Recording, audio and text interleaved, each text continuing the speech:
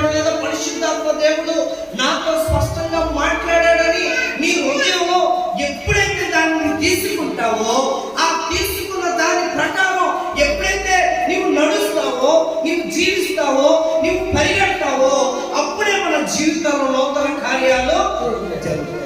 ఈరోజున చాలా మంది, ఇక్కడ కాదు చాలా సంఘాల్లో దైవజనులు చక్కటి వర్తమానం చెప్పినా, దేవుడు చక్కగా మాట్లాడినా వినుట మట్టుకు విందురు గాని గ్రహించవని దేవుడు యెషయా ప్రవక్తతో మాట్లాడుతారు కదండి. చాలా మంది గ్రహించు మట్టుకు గ్రహిస్తారు, వింటు మట్టుకు వింటారు, కానీ వారు హృదయం నాకు దూరముగా ఉన్నది అని ప్రవచనం రిలీజ్ చేశాడు యెషయా.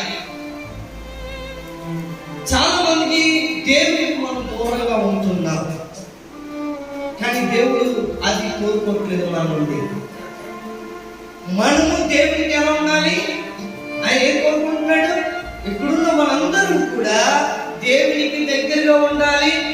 దేవుడు కూడా ఏం కోరుకుంటున్నాడు? నేను నా బిడ్డలకు దగ్గరగా ఉండాలి. దేవునికి స్తోత్రం.